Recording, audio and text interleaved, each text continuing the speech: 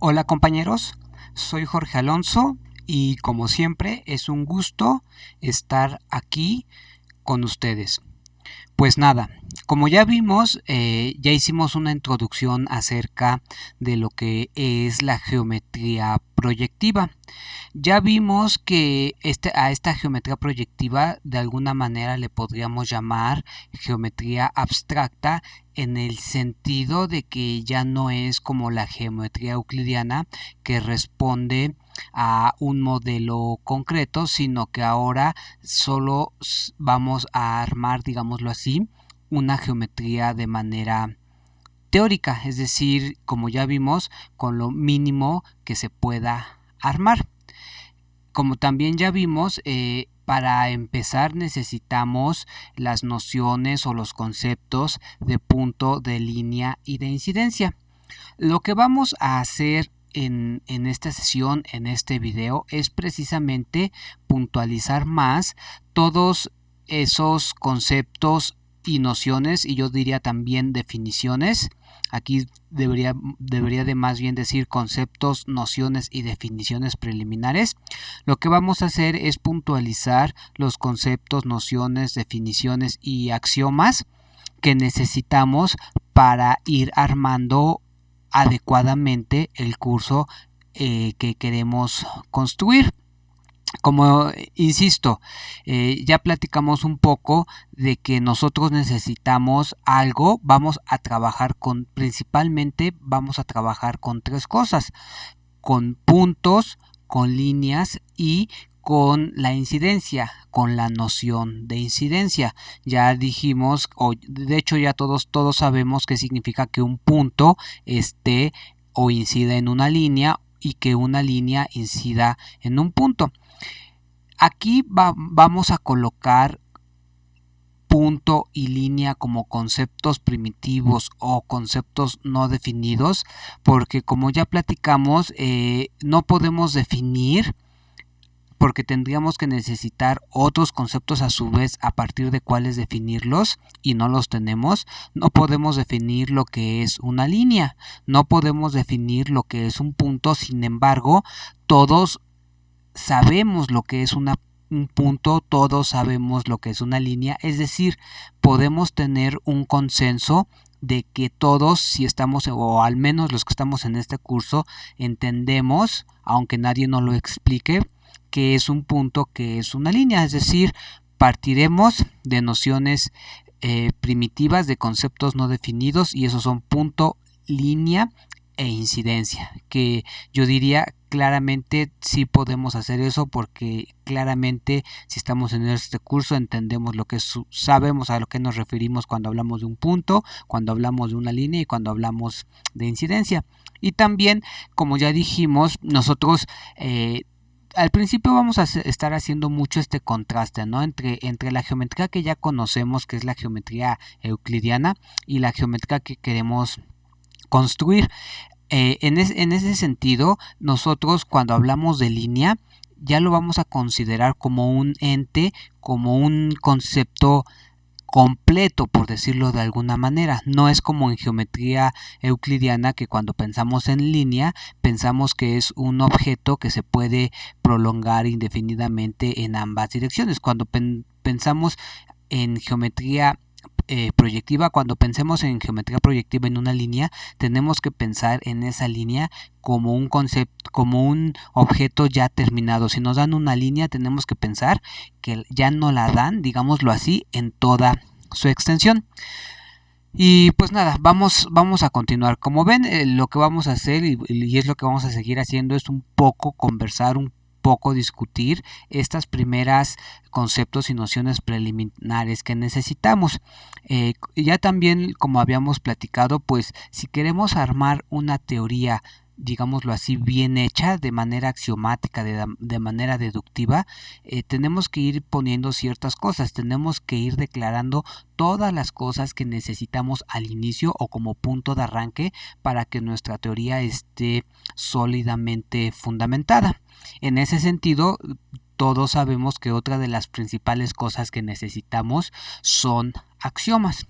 Nosotros, más allá de que se pueden dar otros axiomas, unos más, otros menos axiomas para fundamentar la geometría proyectiva, y de hecho si revisan nuestro libro de texto verán que al inicio se colocan más axiomas, pero después se limitan a estos 6.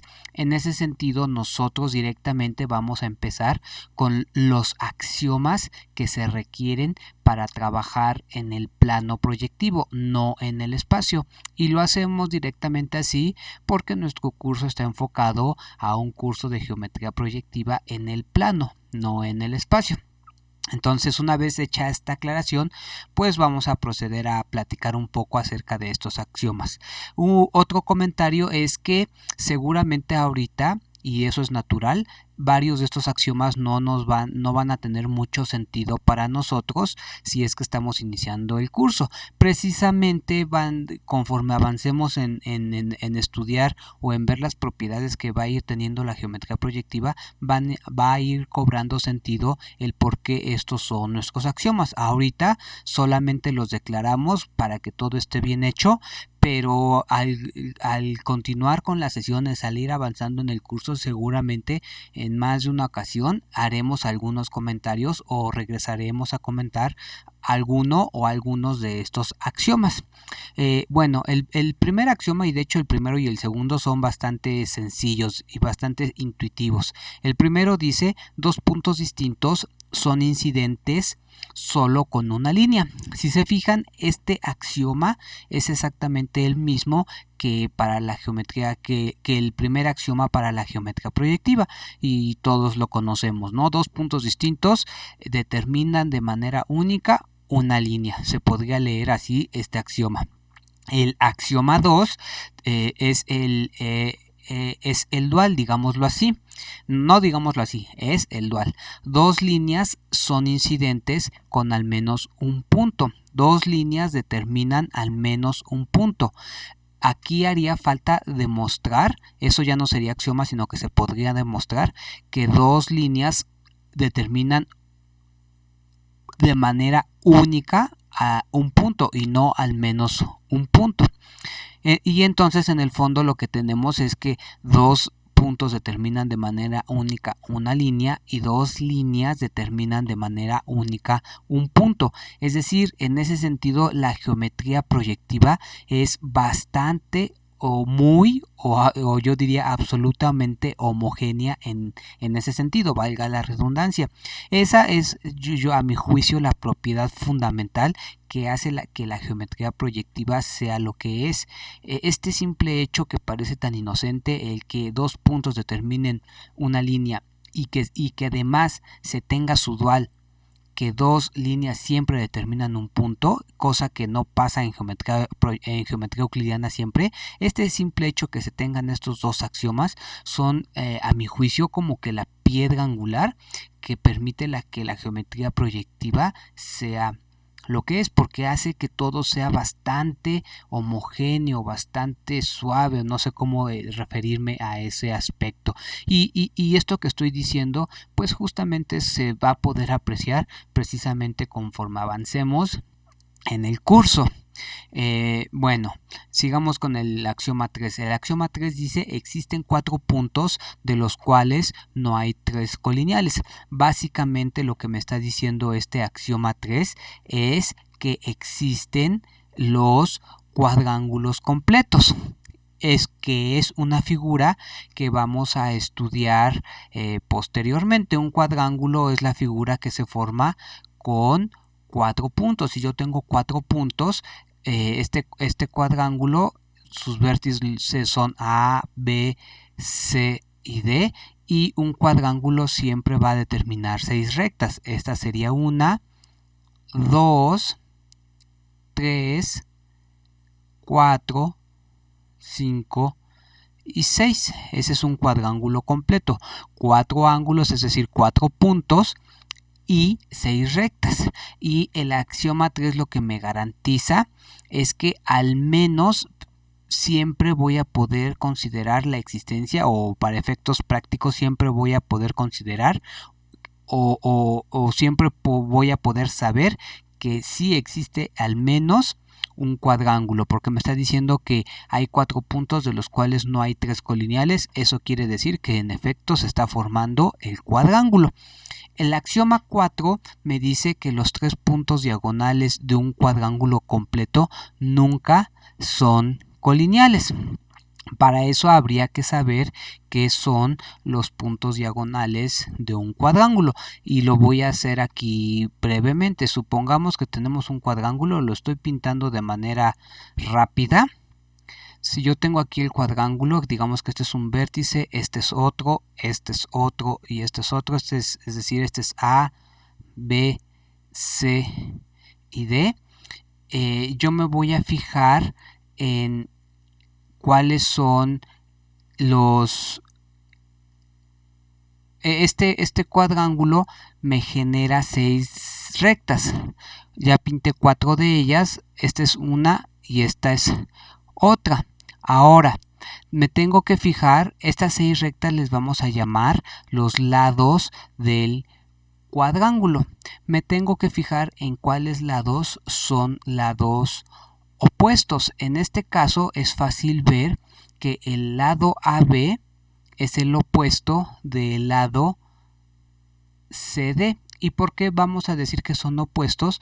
Porque el lado AB no comparte vértices con el lado DC. Si nos fijamos, voy a hacer un ejemplo nada más. El lado AB y el lado AC no pueden ser lados opuestos porque comparten al vértice A. De igual manera con los restantes, es decir, repito, el único que puede ser lado opuesto al lado AB es el lado DC, lo cual visualmente es muy intuitivo. Y en ese sentido, a los puntos en donde se intersectan lados opuestos, a esos puntos les voy a llamar puntos diagonales. Este es un punto diagonal que le llamamos P. Otro punto diagonal es donde se intersectan otra pareja de lados opuestos, que yo diría claramente es este, PQ, y el tercer punto diagonal, es decir, el tercer punto donde inciden la tercer pareja de lados opuestos, es esta que le llamamos, digamos, R.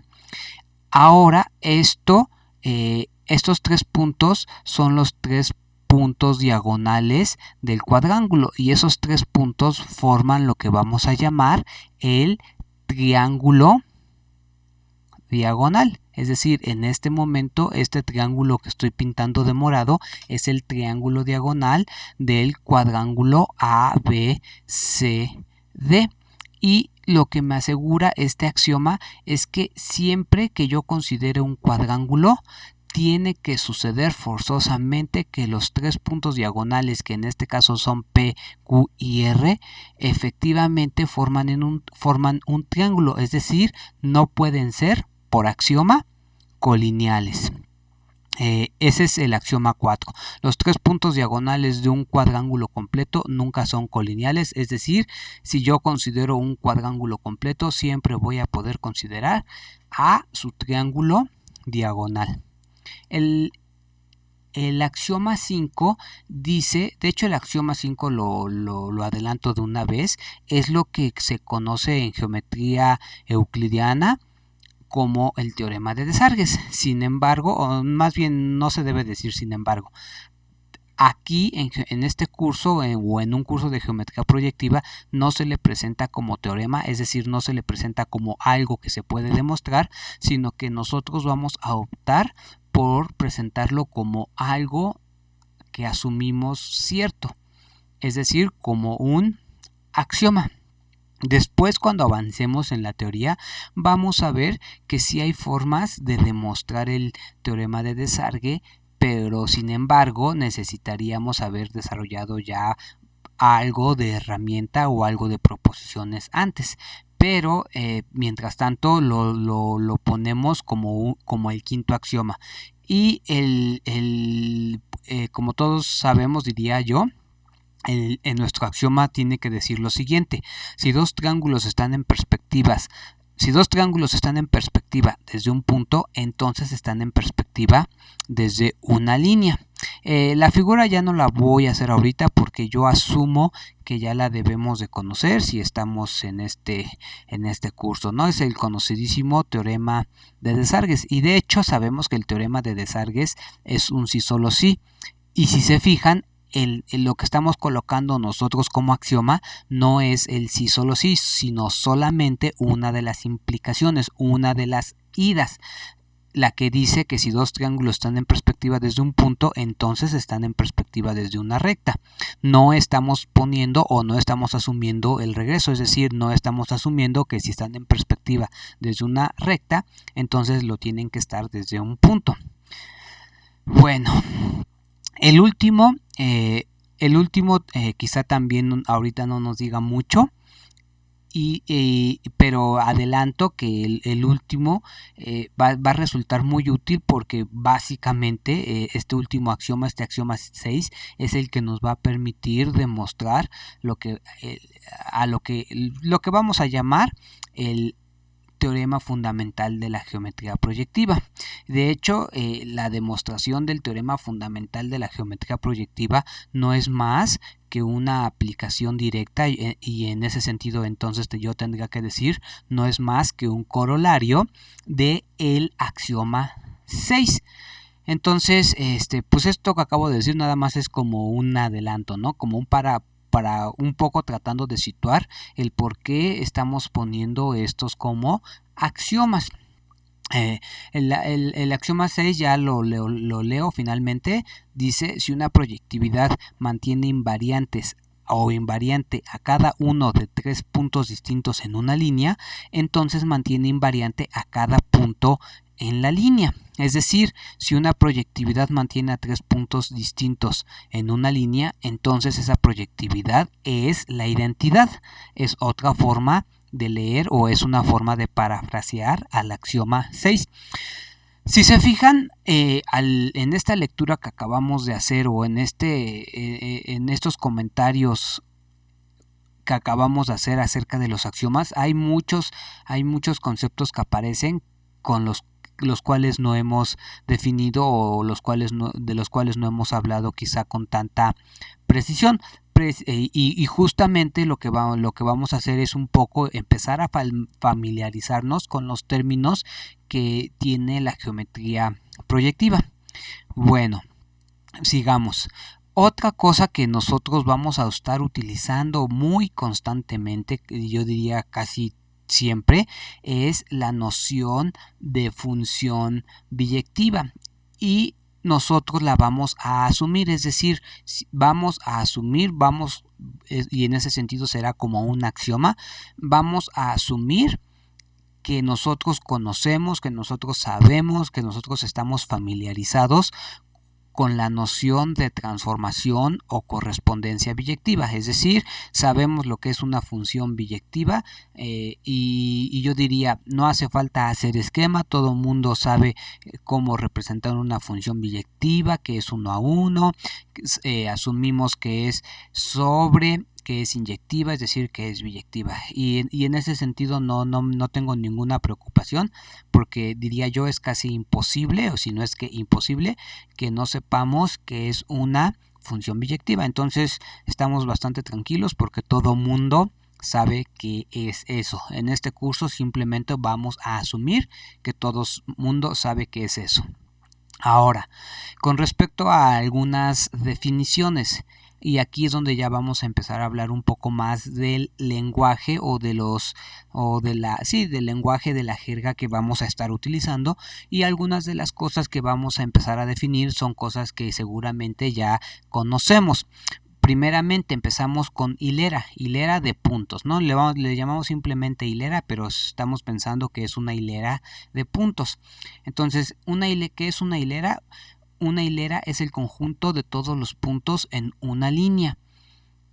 Y en ese sentido, pues, como todo mundo sabe, una hilera pues se vería así. Este es el punto. Una hilera, cuando pensamos en una hilera, casi siempre nos fijamos o centramos nuestra atención en unos cuantos puntos que están sobre esa línea, pero en teoría o en principio yo podría estar considerando cualquier número de puntos o cualquier cantidad de puntos siempre y cuando estén todos sobre la misma línea. Entonces, cuando estamos en una hilera, a la línea sobre la que están todos los puntos le vamos a llamar el eje de la hilera. Es decir, en ese sentido, esta línea que le estamos llamando O minúscula, esta línea O es el eje de la hilera ABCD. Entonces, cuando nos refiramos a un eje, siempre va a ser una línea. Y cuando nos refiramos a un centro, ese centro siempre va a ser un punto. De hecho, de una vez vale la pena irse dando cuenta que el dual de eje va a ser centro. Y obviamente el dual de centro va a ser eje. Ahora, haz. Igual todo el mundo sabe lo que es un haz. Un haz es el conjunto de todas las líneas que inciden en un punto. Es decir, si yo tengo ahora lo dual de lo anterior, es decir, en el anterior inicialmente tenía una línea O, en este inicialmente debo de tener un punto O que va a ser el centro de mi haz. Y así como aquí todos los puntos deben incidir en el eje, aquí todas las rectas deben de incidir en el centro. Es decir, en este momento lo que estoy representando es un haz de rectas, las rectas ABCD, que tienen su centro en el punto O. Hasta aquí no hay novedades, yo diría. Lo siguiente que vamos a hacer es decir qué es o definir qué es una sección. Quizá esta palabrita como tal no la hemos escuchado muchas veces y sería algo nuevo, pero es algo bastante sencillo. Y dice lo siguiente: una sección de un haz con vértice en O, es decir, esta definición me dice que si yo quiero fijarme o si yo quiero saber qué es una sección, primero debo de tener un haz de rectas. Supongamos que este haz de rectas tiene su vértice en este punto.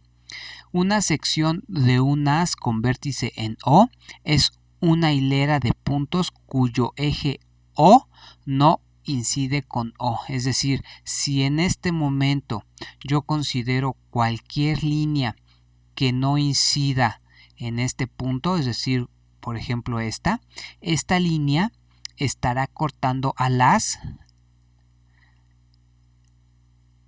de esta manera. Y entonces en ese sentido diremos que esta hilera es una sección. Esta hilera es una sección de este haz. Entonces esta hilera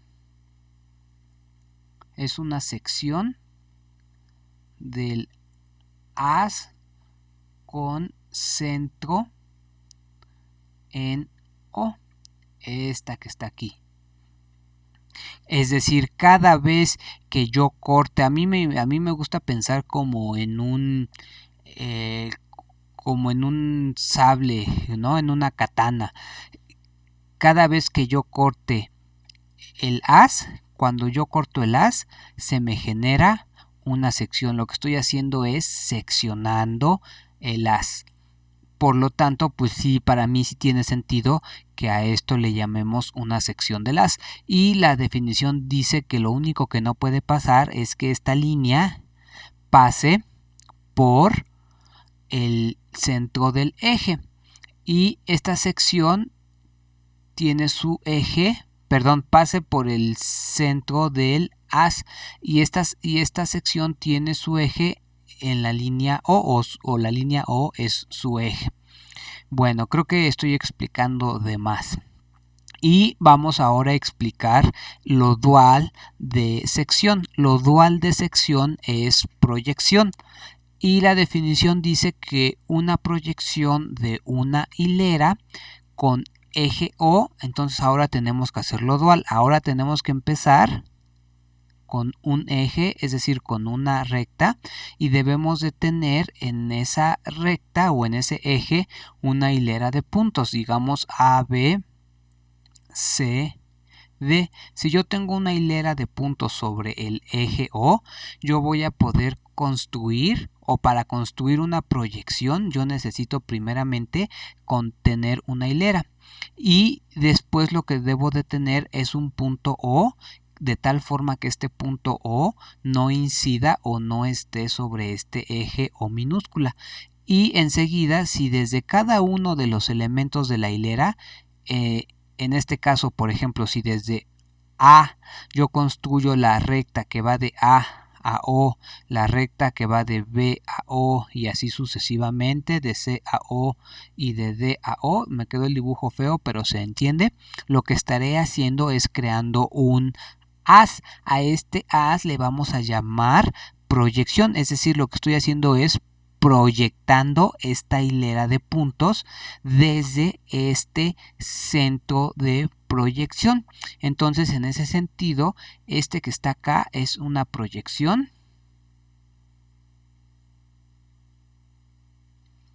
de la hilera con eje O minúscula. Este que está aquí es una proyección de la hilera con eje en O. Entonces, pues nada, hasta aquí ya hemos presentado algunos de los conceptos, nociones preliminares, hemos presentado algunas definiciones, presentamos los axiomas, presentamos la noción de transformación biyectiva. ¿Y qué más hicimos? Lo voy a recapitular de manera breve. Lo que hicimos fue presentar que nosotros asumiremos que sabemos lo que es un punto, una línea y lo que es la incidencia. Presentamos los axiomas con los que vamos a trabajar. Presentamos que también vamos a asumir que conocemos y estamos familiarizados con la noción de función biyectiva. Y finalmente definimos 4 cosas: lo que es una hilera, lo que es un haz, lo que es una sección y lo que es una proyección. Estas definiciones sí las vamos a estar usando constantemente, entonces pues sí vale la pena ponerles atención, pero precisamente como después vamos a estar utilizándolas constantemente, justamente la práctica nos va a hacer que se nos quede bien grabado lo que son estas cosas. Pues nada, le voy a dejar hasta aquí y nos estamos viendo en la siguiente sesión. Soy Jorge Alonso y como siempre fue un gusto. Hasta luego, compañeros.